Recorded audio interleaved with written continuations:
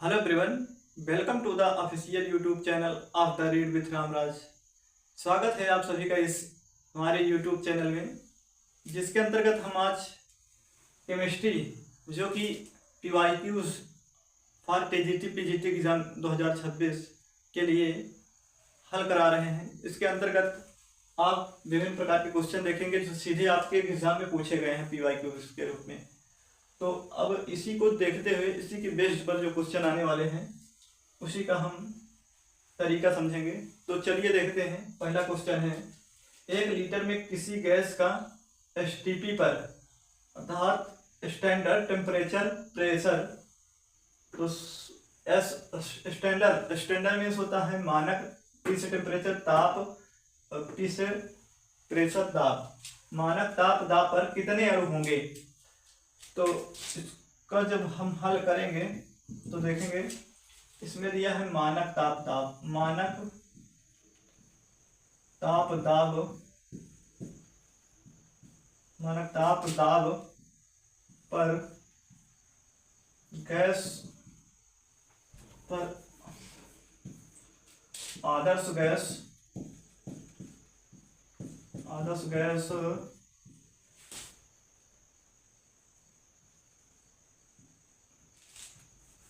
Gas के 22.4 litre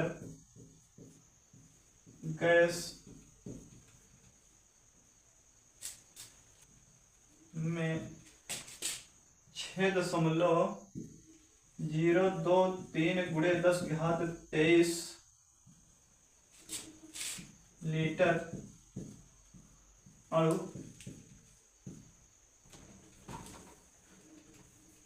कितने अणु होते हैं। इसलिए 1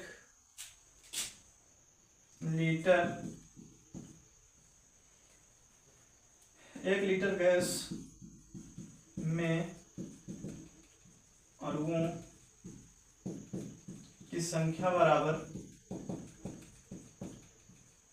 हो जाएगा 6.023 गुणे 10⁻23 23 और बटे ये 22.4 से देंगे जब, तो इसको जब काटेंगे तो इसका 1 लीटर गैस में अणुओं की संख्या बराबर हो जाएगा। इसको जब काटेंगे तो ये देखो 1 2 3 अंक है, तो 3 अंक है तो इधर 3 10⁻3 ले लेंगे, तो इसको दशमलव को काट देंगे, दशमलव कट जाएगा। वैसे इधर 1 अंक छोड़ के है तो इधर का दशमलव काटेंगे तो इधर 10 केवल 1 10 आएगा ऊपर। अब इसको हल करेंगे तो ये हो गया 6.023 गुणे 10⁻, इसको ऊपर ले जाएंगे तो ये हो जाएगा 10⁻23 था, एक 24 हो गया ऊपर, 24 ऊपर ये जाएगा तो -3 हो जाएगा बटे 22 अर्थात 224 नीचे। तो इसको जब आगे हल करेंगे तो ये बराबर हो जाएगा। इसको जब हल करेंगे तो इसको जब काटेंगे तो 2 से काटेंगे तो 30 और 20 21 ऐसे कुछ होगा समथिंग, और ये 2 से कटेगा तो 11 2 अर्थात 112 के करीब आएगा। जब ये इसको हम 112 जब पढ़ेंगे पहाड़ा या 11 दूनी पढ़ें तो 22 होता है, तो 2 बार में लगभग जा रहा है, तो 2 6 8 8 करके है गुणे इधर घटेगा 10⁻21 होगा, ऐसे जाएगा 26.8 आएगा 268.8 गुणे 10⁻21 हो जाएगा ऊपर। जब इसको हम आगे हल करेंगे तो 0.26 8 8 करेंगे तो इधर 10 घात 21 में बड़े 10 घात 3 ऐड हो जाएगा। तो आगे जब हल करेंगे तो ये हो जाएगा जी, इसको हम 2 0.265 के ऊपर है तो इसको हम डायरेक्ट 7 ले लेते हैं, अर्थात 27 गुणे 10 घात 23 हो जाएगा, 8 बोलेंगे।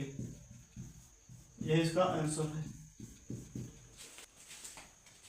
चलिए क्वेश्चन नंबर 2 की बात करें तो दिया है कॉपर Cu जो कि 29 होता है इसका क्रमांक संख्या कि कॉपर 29 की इलेक्ट्रॉनिक संरचना क्या है। तो चूंकि जब इसका हल करेंगे, चूंकि कॉपर का इलेक्ट्रॉनिक विन्यास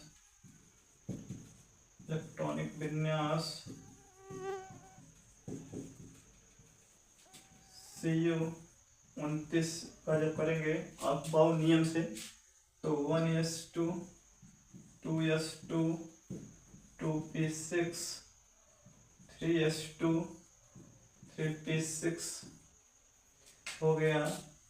6 6 12 2 14 14 4 18 और 3p6 के बाद 3d 10 28 हो गया, फिर 4s1 आ जाएगा। यही इसका इलेक्ट्रॉनिक विन्यास है। या आर्गन 18 फिर 3d10 4s1, ये भी आंसर सही है। या तो इसको कर लीजिए या यही पूरा आंसर है। अगला है क्वेश्चन नंबर 3, पूछ रहा है कि न्यूनतम संभव ताप क्या होता है। तो इसका जो हल होगा, न्यूनतम संभव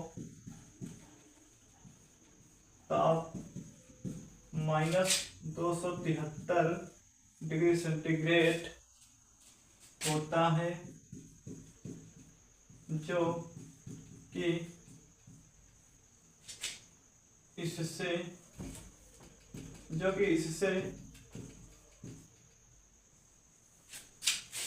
नीचे के ताप संभव नहीं है,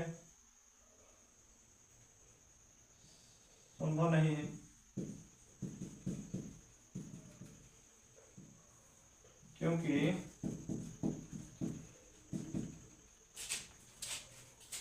गैस से इसके बाद द्रव में बदलने लगती हैं, द्रव में बदल जाती हैं।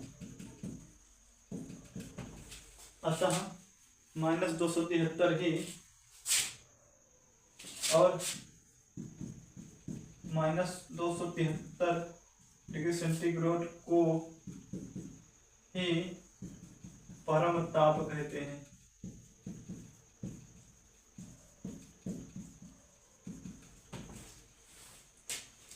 इसी का नाम न्यूनतम संभव ताप है, या इसी का नाम हम परम ताप भी कह सकते हैं। तो याद रखना। आइए अगला क्वेश्चन नंबर 4 हम देखते हैं। पूछ रहा है कि प्लांक नियतांक का मान क्या होता है। तो सबसे पहले चूंकि हम प्लांक नियतांक को यज से लिखते हैं और प्लांक नियतांक यच बराबर 6.626 गुणे 10⁻−34 अर्थात 34 जूल, जिसको हम जैसे लिखते हैं या जैसे लिखते हैं। यही चलिए क्वेश्चन नंबर 5 की बात करते हैं। तो दिया है 13 एल्यूमिनियम, जिसका नाम एल है। एल्यूमिनियम 13 जो होता है, इसका हम द्रव्यमान संख्या 27 लिखते हैं, जो कि बगल में ऊपर में एक 13 एल्यूमिनियम 27 एक स्थायी आइसोटोप है अर्थात समस्थानिक है। 13 एल्यूमिनियम 27 से संभावित विघटन क्या होता है? क्योंकि 13 एल्यूमिनियम 27 एक स्थायी संभारिक आइसोटोप है, जिसको संभारिक बोलते हैं।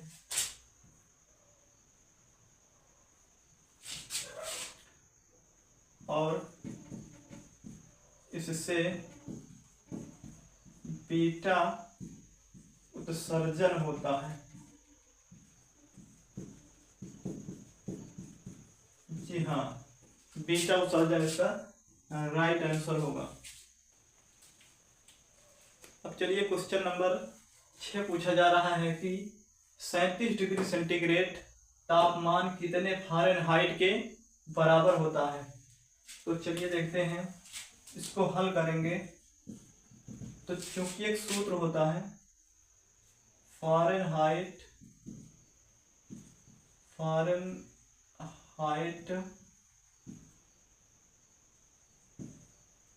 और डिग्री सेंटीग्रेड, जिस फ़ारेनहाइट को F से लिखते हैं और डिग्री सेंटीग्रेड को ऐसे डिग्री सेंटीग्रेड को हम ऐसे लिखते हैं के संबंध से का सूत्र से होता है C/5 डिग्री सेंटीग्रेड बटा 5 बराबर F-32/9। तब इसी पे हम डिग्री सेंटीग्रेड जो दिया होगा उसको हम रख देंगे। तो इसको जब हल करेंगे तो 37/5 बराबर फ़ारेनहाइट का मान निकालना है, तो इसको हम फ़ारेनहाइट ऐसे कर लेते हैं -32/9। अब त्रिज्या को गुणा करेंगे, तिरछा गुणा, तो ये हो जाएगा 37 × 9 बराबर ये है F मतलब फ़ारेनहाइट -32, त्रिज्या गुणा इधर से जाएगा, नीचे से भाग है तो ऊपर से जब गुणा होगा तो एक गुणे में हो जाएगा 5।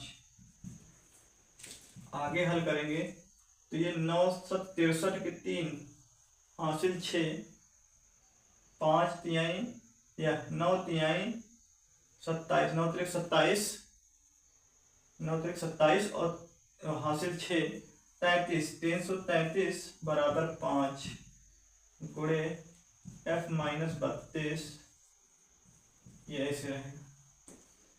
अब हो जाएगा 333/5 बराबर F-32, ये रहेगा।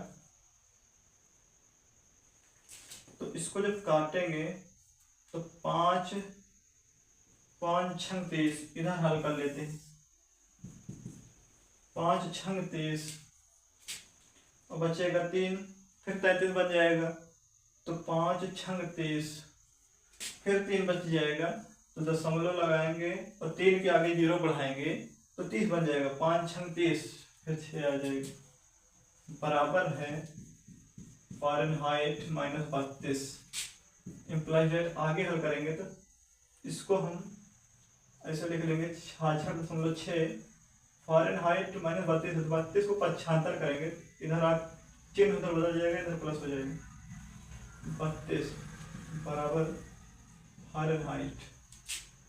आगे हल करेंगे तो इसको हम जोड़ेंगे पूर्णांक संख्या को, दशमलव के इस साइड राइट वाले को इससे जोड़ेंगे, तो 6 और 2 इसको इससे जोड़ते हैं,